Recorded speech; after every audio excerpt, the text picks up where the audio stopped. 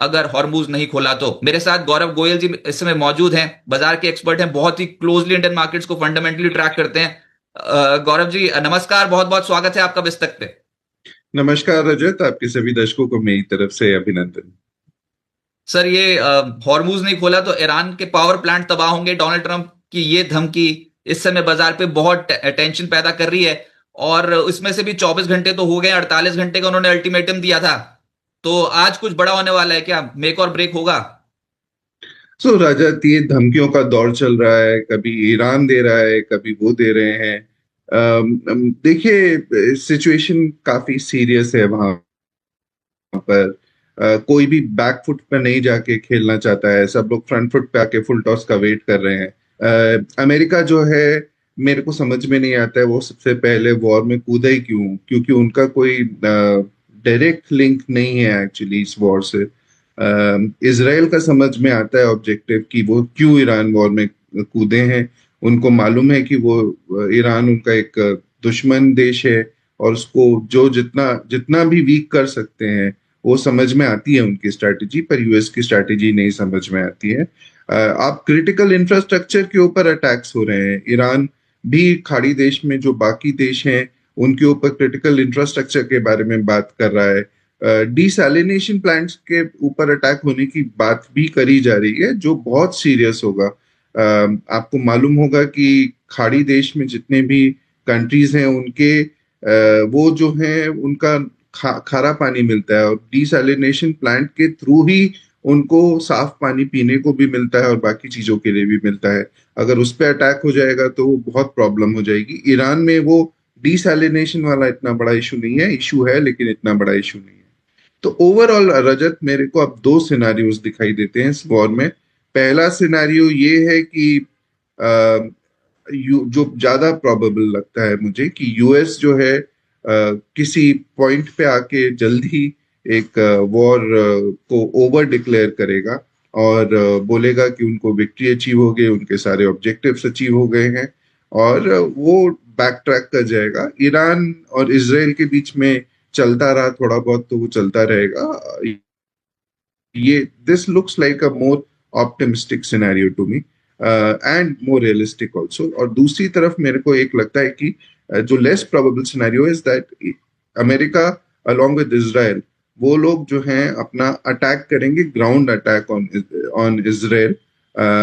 पहले इनके जो आसपास के आइलैंड्स हैं, खाग आइलैंड टाइप्स, उन पे अटैक करेंगे, और फिर इसराइल में अटैक करेंगे with their आर्मीज, which means a longer duration war and more casualties for American soldiers, जो उनके लिए ही काउंटर प्रोडक्टिव होगा। इसलिए मैं उसे लेस प्रोबेबिलिटी देता हूँ। So this is what I think would happen. मेरे को लगता है आने वाले कुछ समय में शायद हमें सिनेरियो वन को जल्द ही देखने को मिले, and then there could be better news in the market.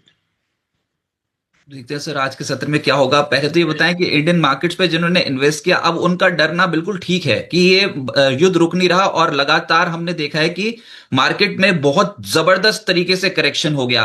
अब वो बात अलग है कि बाकी के एशिया बाजार हमसे कम गिरे या ज्यादा गिरे, पैसा तो यहां पर भी टूट गया, भयंकर तरीके से टूटा, और ये अब 23,400 के लेवल को भी क्रॉस करने को तैयार नहीं है।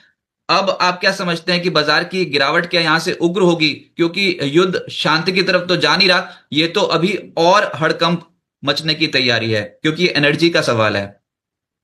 देखिए रजत, बहुत ही क्लियरली मार्केट में करेक्शन आया है। निफ्टी शायद शायद 12-13% का करेक्शन दिख रहा है, आज और नीचे गिर जाए। But across the board there has been selling in the market, और जिसकी वजह से investors have lost money. There is no denying that. But मैं ये कहना चाहता हूँ रजत, क्राइसिस के अंदर ही अपॉर्चुनिटी होती है।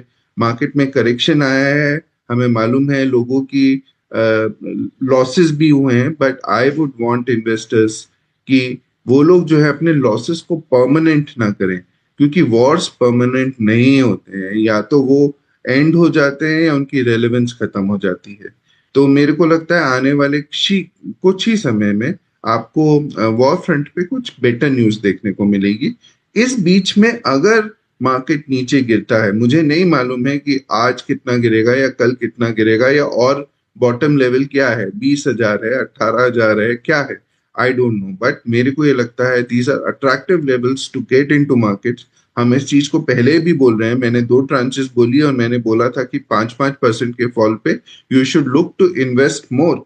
एंड अगर आपके पास सरप्लस है, और अगर आपके पास सरप्लस नहीं है, तो आप अपने पोर्टफोलियो को रीचेक करिए, उसमें से जितनी भी आपके पोर्टफोलियो में अच्छे स्टॉक्स नहीं रह गए, खराब स्टॉक्स आ गए हैं, उनको निकाल फेंकिए और अच्छे स्टॉक्स को एंटर करिए।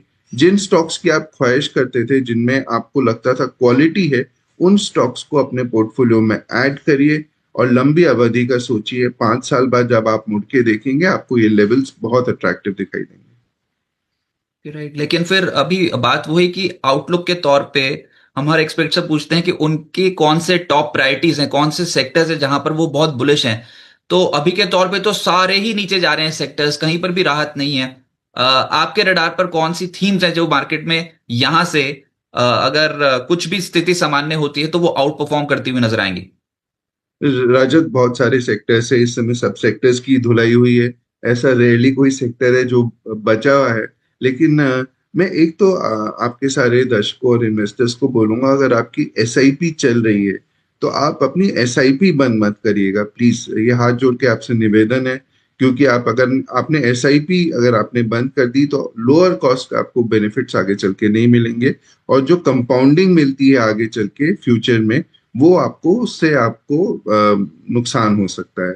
तो दूसरी बात मैं ये बोलूंगा कि आप जो है इसे, ये घबराइए नहीं, पैनिक मत कीजिए। इसके पीछे सिर्फ एक ही रीजन है कि ये पहली बार ऐसा नहीं हुआ है कि मार्केट में इस तरह का गिरावट आई है। इनफैक्ट हम लोगों ने अपने जीवन काल में बहुत से, मैंने अपने इन्वेस्टिंग एक्सपीरियंस में इस तरह के बहुत सारे फॉल्स देखे। इनफैक्ट अभी तो ये बहुत कम है। ताजा उदाहरण कोविड का ही है, उससे पहले हमने ग्रेट फाइनेंशियल क्राइसिस भी देखा है, उससे पहले .com क्राइसिस भी देखा हुआ है। सो बहुत कुछ देखा हुआ है। इस तरह की चीजें होती रहती हैं। ये सब पार्ट और पार्सल ऑफ द गेम होता है। जहां तक सेक्टर्स का विषय है, हमें बहुत सारे सेक्टर्स हैं जो अदर कंपेयर टू अदर्स ज्यादा अच्छे लगते हैं। पहला सेक्टर जिसका मैंने जिक्र किया हुआ है पहले भी, वो बैंकिंग फाइनेंशियल सेक्टर है, जो हमें बहुत अच्छा लगता है। हमें लगता है कि बैंकिंग फाइनेंशियल सेक्टर में वैल्यूएशंस का भी बेनिफिट है। पीएसयू सेक्टर भी बहुत अच्छा कंट्रीब्यूट कर रहा है। इनफैक्ट पीएसयू सेक्टर, हालांकि उसमें तेजी रही है पिछले कुछ समय में, फिर भी हमें अगर यहाँ पे कुछ नीचे रेट पे दाम पे आपको पीएसयू स्टॉक्स मिलते हैं, स्मॉल बैंक्स भी मिलते हैं, वो सब मेरे को अच्छे लगते हैं। एनबीएफसीज भी अच्छे लगते हैं, and I think there could be a rebound happening over there. Secondly, हम लोगों को फार्मा सेक्टर बहुत अच्छा लगता है। हम लोगों ने इसके बारे में कई कई बार पहले भी बात करी हुई है। बहुत सारे ड्रग्स जो हैं ऑफ पेटेंट हो रहे हैं, और बहुत सारी चीजें ओपन कर रही हैं जिनका पोटेंशियल बहुत ज्यादा है। India has become part of the global supply chain now, and Indian companies are doing extremely well. हम लोग जेनरिक्स में बहुत अच्छा काम कर रहे हैं। सीडीएमओ स्पेस हमारे लिए एक बहुत बड़ी अपॉर्चुनिटी है। मैंने आपके आपके शो पे कई बार इस बात के बारे में रेफर किया है। तो हमें यहाँ पे अच्छी कंपनीज जो इंडिया में हैं, जो अच्छा काम कर रही हैं, उनको आइडेंटिफाई करने की जरूरत है और इन्वेस्ट कर सकते हैं। तीसरा, कैपिटल मार्केट प्ले हमें बहुत अच्छा लगता है, और पिछले कुछ समय में अच्छा डिसेंट करेक्शन हुआ है यहाँ पे। और हमें लगता है कि आने वाले समय में बहुत सारे इंडियंस जो आज की डेट में कैपिटल मार्केट से नहीं जुड़े हुए हैं, वो इससे जुड़ जाएंगे और कैपिटल मार्केट और डीप हो जाएंगे। अभी बहुत छोटा पोर्शन है जहाँ पे कैपिटल मार्केट कंपनीज में लोग इन्वेस्ट करते हैं। आगे चल के it will become much bigger and better as India grows. तो कैपिटल मार्केट रिलेटेड कंपनीज, चाहे वो एक्सचेंजेस हों, चाहे वेल्थ मैनेजमेंट कंपनीज हों, चाहे ब्रोकर्स हों, आई थिंक दैट पूरा universe is something to look forward to. Lastly, जितनी technology backed new age sector companies हैं, चाहे वो आर्टिफिशियल इंटेलिजेंस रिलेटेड हो गई, डेटा सेंटर्स हो गए, आपका सेमीकंडक्टर्स हो गए, आपके ड्रोन्स मैन्युफैक्चरिंग कंपनी हो गई, ये सब सेक्टर्स हमें बहुत अच्छे लगते हैं Rajat. And if you would permit, तो मैं लास्ट में एक सेक्टर जो बोलूंगा जो मुझे बहुत अच्छा लगता है एंड मेरे को लगता है उसमें तमाम गुंजाइश है आगे चल के, वो है defence sector. I think world over सारी कंट्रीज अपना डिफेंस को स्ट्रेंथन करने के लिए देखेंगे, और खासकर India, because we are surrounded by hostile countries everywhere and India, हमारा डिफेंस कैपेबिलिटीज बहुत अच्छी हैं, but lot more needs to be done. And साथ में there is also possibility of exports in defence, and Indian companies should do very well over there. तो मेरे को लगता है आने वाला समय डिफेंस में हमारी प्रायोरिटी रहेगी and defence companies will stand to benefit. Sir, ये जैसे अभी आपने फार्मा बताया ना, तो आज की बड़ी खबर यही है और वही हम बहुत क्लोजली ट्रैक कर रहे हैं कि सेमाग्लूटाइड लॉन्च किया है भारतीय फार्मा कंपनियों ने। मेरे ख्याल से 7 ऐसी कंपनियां हैं जिन्होंने सेमीग्लूटाइड जो है वो लॉन्च किया है। डॉक्टर रेड्डी, सन फार्मा, जाइडस लाइफ, एल्केम लैब्स, ग्लेनमार्क का नाम आ रहा है, टोरेंट फार्मा, एरिस लाइफ का नाम आ रहा है। कितनी बड़ी अपॉर्चुनिटी है सर ये, और कितना बड़ा बाजार हो सकता है? रजत, मैं इसके बारे में आपसे कई बार पहले शो में बात करी है। It is a very big market opportunity for India. आपको मालूम है इंडिया में भी बाहर की तरह obesity is a big concern, and obesity को फाइट करने के लिए वी हैव ये जीएलपी जो ड्रग्स हैं, इनके जेनरिक वर्जन्स इंडियन कंपनीज लेके आ रही हैं at a fraction of a cost. And I think यहाँ पे there would be lot more takers if the cost is low. So मेरे को लगता है कि एक बहुत बड़ी ओपनिंग है, and there is there is a tremendous opportunity for the companies which are coming out with generics, not just in India but across the globe. तो जब वो बहुत कम कॉस्ट पे अवेलेबल होंगी तो फार्मा कंपनीज जो जेनरिक्स प्रोड्यूस कर रहे हैं उनके लिए बहुत बड़ी अपॉर्चुनिटी होगी। सेमाग्लूटाइड के थ्रू ड्रग्स में ओबिसिटी और डायबिटीज पे कंट्रोल करने के लिए बहुत बड़ा अपॉर्चुनिटी है, and Indian companies are rightly placed, Rajat. So pharma stocks is something that we look forward to. और इसमें जो है ना, जो बहुत सारी कंपनीज ऐसी भी हैं जो सेमाग्लूटाइड का देने के लिए, जीएलपी को इंजेक्ट करने के लिए या उससे रिलेटेड इंफ्रास्ट्रक्चर क्रिएट करने के लिए भी है। That is also another big opportunity. यहाँ पे भी इंडियन कंपनीज काम कर रही हैं। I think there is an opportunity for lot more than just simply generic companies in this market. और यहाँ पर जो कुछ खबरों के ऊपर चलते हैं, जो स्टॉक स्पेसिफिक खबरें आज आ रखी हैं, उसमें एचडीएफसी बैंक के ऊपर ये सर ये फोकस में है और इसी ने इस समय बहुत ज्यादा टेंशन की स्थिति बना रखी है। पिछले हफ्ते तो पूरा लाइमलाइट में रहा। अब ब्रोकिंग हाउसेस के रिपोर्ट्स पे आई है, वो बाद में रखेंगे, लेकिन पहले एचडीएफसी बैंक ने 3 बड़े अधिकारियों को हटा दिया है। वो गलत तरीके से AT1 बॉन्ड बेचने का आरोप है जो बहरीन ब्रांच में बेचा गया था। और ये जो अभी हाल फिलहाल में एक टॉप लेवल रेजिग्नेशन हुआ, इसके ऊपर अभी भी बैंक बरकरार है कि कुछ इंटरनल लेवल में कुछ बदलाव कर रहे हैं वो मैनेजमेंट में, लेकिन कुछ पॉलिसी फ्रेमवर्क में किसी भी तरीके की कोई भी गड़बड़ी नहीं है। आरबीआई भी ये बोल चुका है कि सब कुछ ठीक है, फाइनेंशियल्स ठीक हैं, लेकिन सर ये AT1 बॉन्ड गलत तरीके से बेचे गए। एचडीएफसी बैंक में अब ये मुद्दा निकल के आ गया, तो ये कितना सेंसिटिव हो सकता है? ये तो सबसे बड़ा बैंक था और बहुत ही क्रेडिबल है।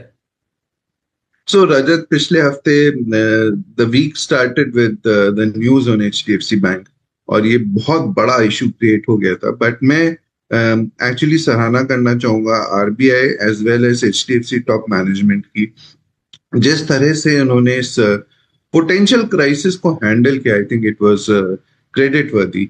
और आरबीआई ने भी तुरंत ही के मिस्त्री साहब को वहां पे एज चेयरमैन अपॉइंट करके, एंड जिस तरह से उन्होंने प्रेस कॉन्फ्रेंस करके फियर्स को अले किया एचडीएफसी टॉप मैनेजमेंट में, आई थिंक सराहनीय था।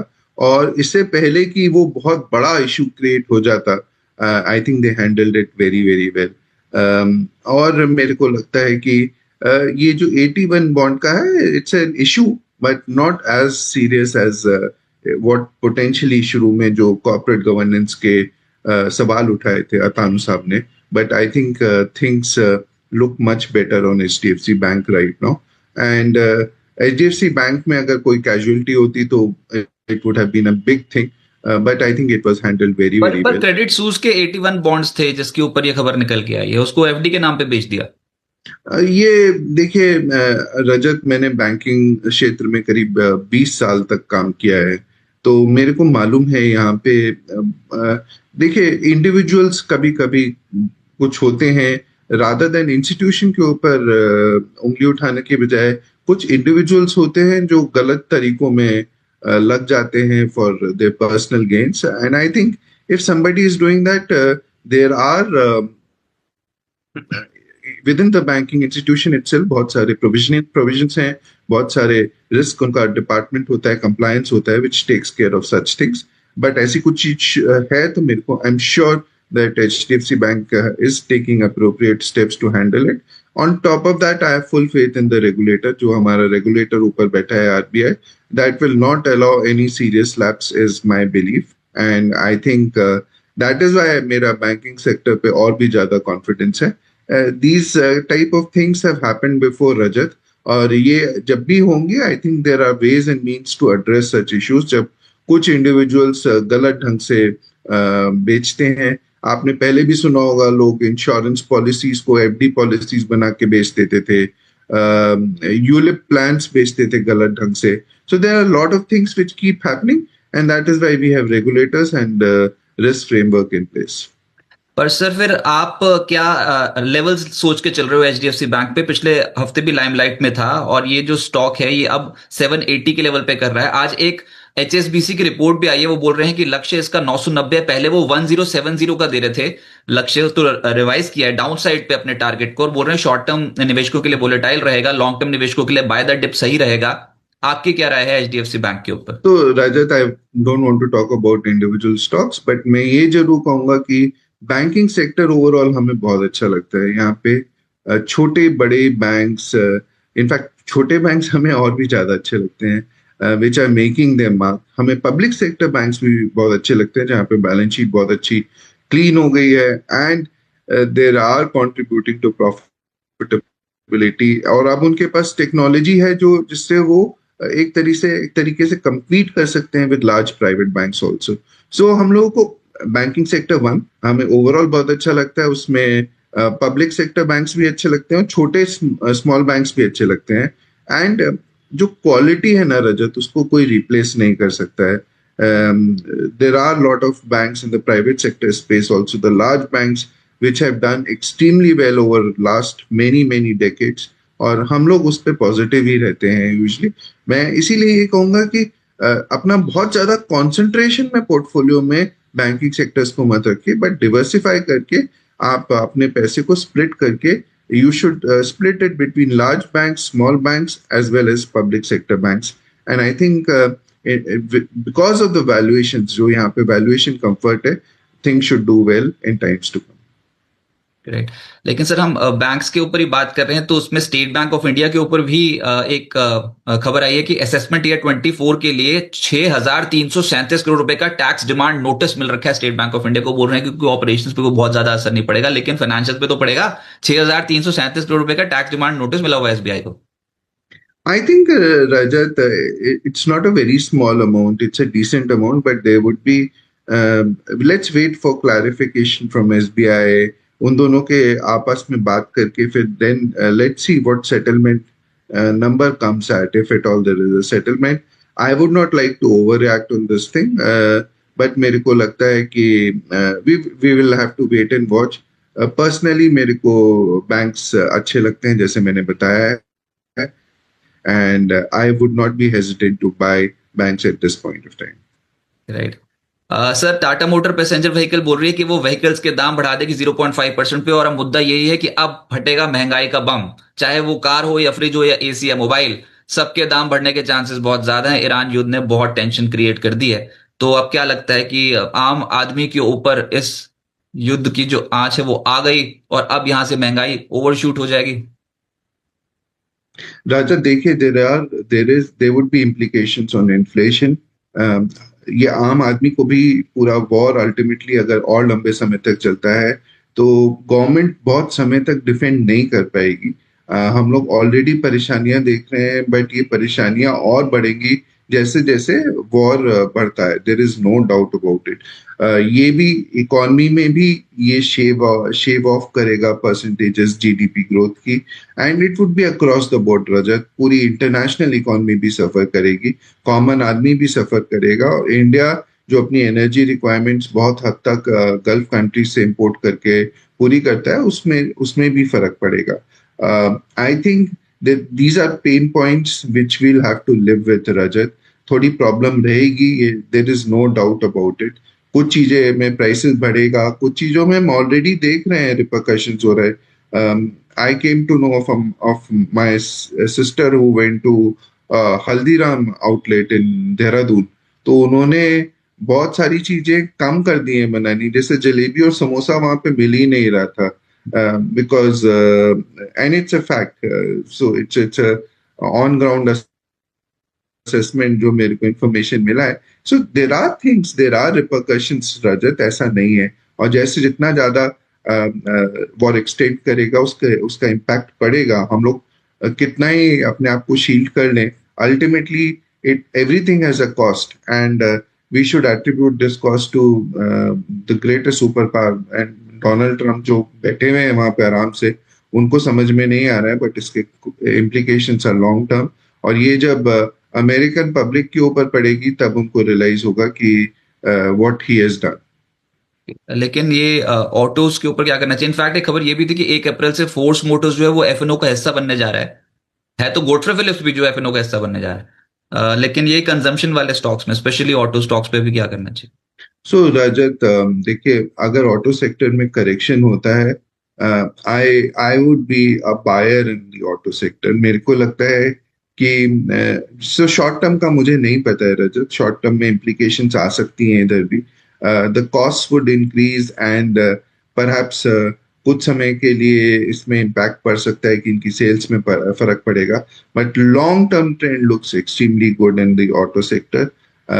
मेरे को लगता है कि more and more Indians are now buying auto sector, and particularly two wheeler and three wheeler side पे हम लोगों को एक बहुत अच्छी ग्रोथ देखने को मिल रही है.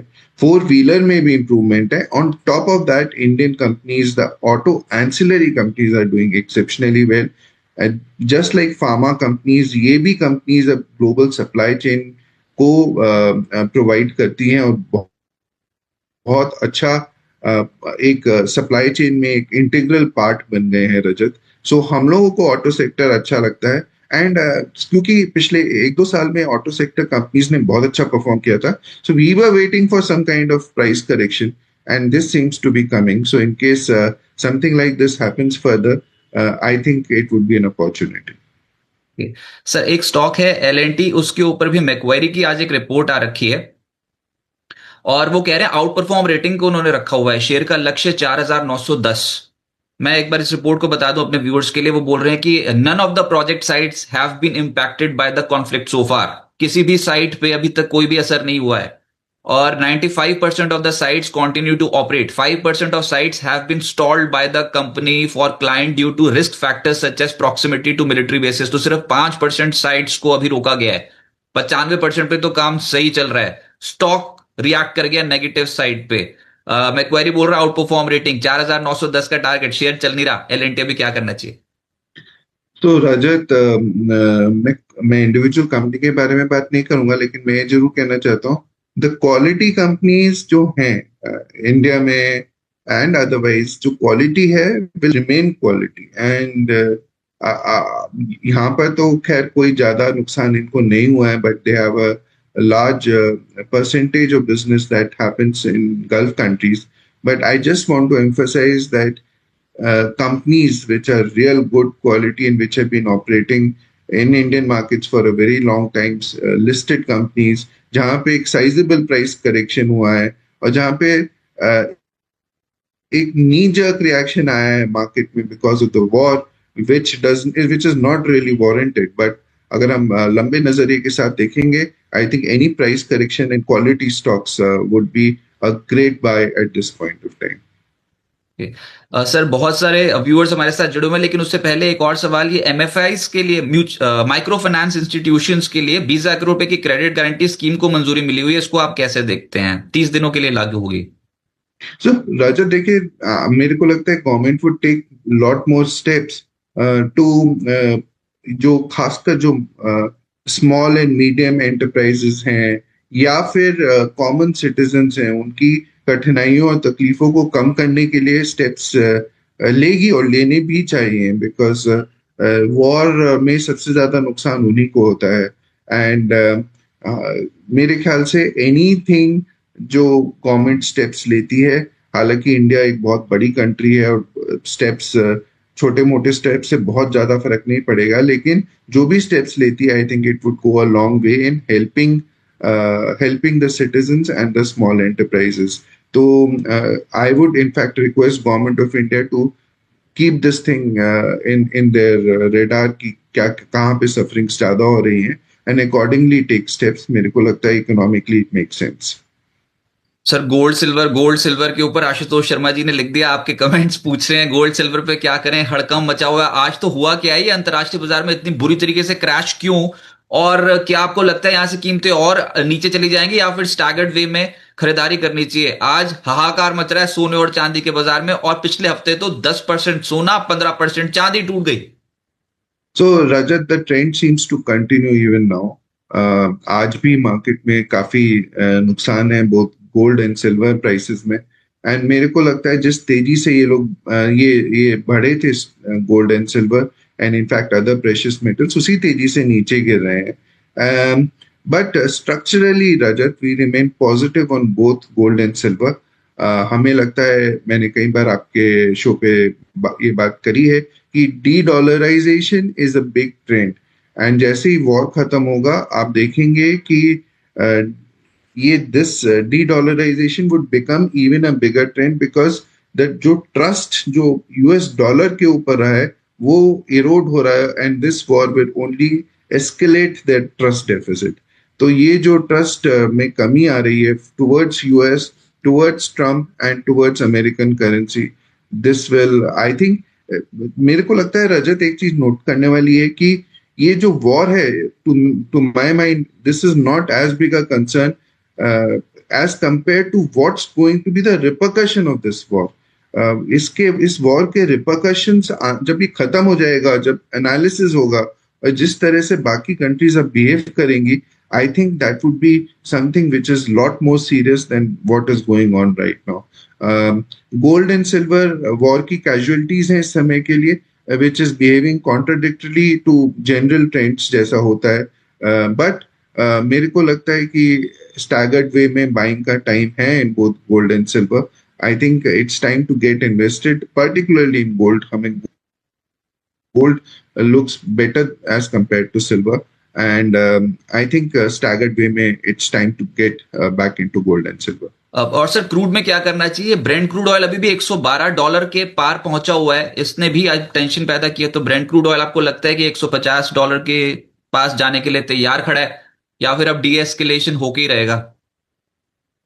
So रजत, जो मैंने आपको probabilistic scenario बताया था on war, for some reason if the probability one holds true कि जहाँ पे war में अमेरिका टेक्स एक एंड गेम करे और वापस कोई ऑफ रैम्प एक अपनी पोजीशन लेके वॉर से पीछे हट जाए, which looks like a more probabilistic scenario, in that case naturally Brent prices would come down and it would create lot more peace. एक और फैक्टर मैं बोलना चाहता हूँ रजत, while सब लोग बहुत सारे लोग इस बात को शायद नजरअंदाज कर दें, बट जून में अमेरिका में वर्ल्ड कप फुटबॉल शुरू होने वाला है, and if something goes wrong over there during world cup time, या फिर उससे पहले जो उनको प्रोजेक्शन करना होता है वर्ल्ड कप फुटबॉल के लिए, उस पे अगर डेंट आ रहा है, I think it would be a big thing.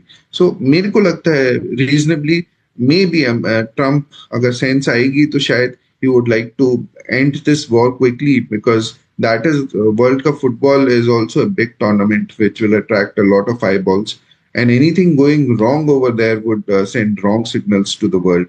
So मेरे को लगता है कि war may end much before that, and ऐसी situation में Brent should correct. Having said that, अगर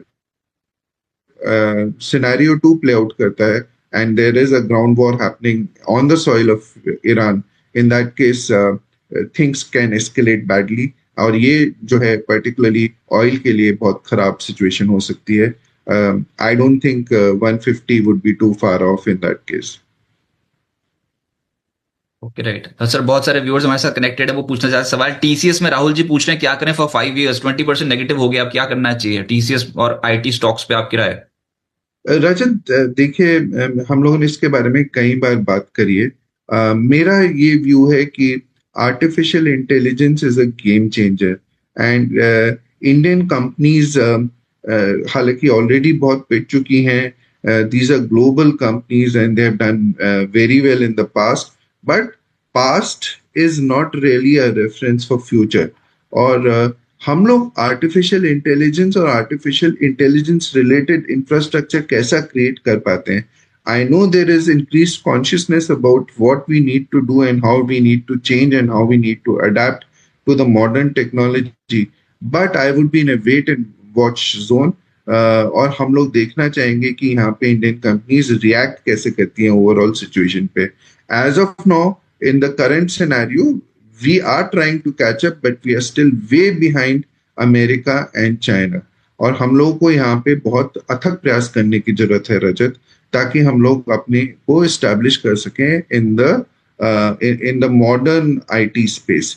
तो I would like to wait and watch and see हमारे यहाँ कैसे एनवायरनमेंट चेंज होता है. क्या एग्जिस्टिंग कंपनीज ही इसमें काम कर पाती हैं या we see birth of new companies जो आर्टिफिशियल इंटेलिजेंस और उस इंफ्रास्ट्रक्चर को प्ले आउट कर सकें. डेटा सेंटर्स कैसे ग्रो कर सकते हैं, क्या हो सकता है उस स्पेस में.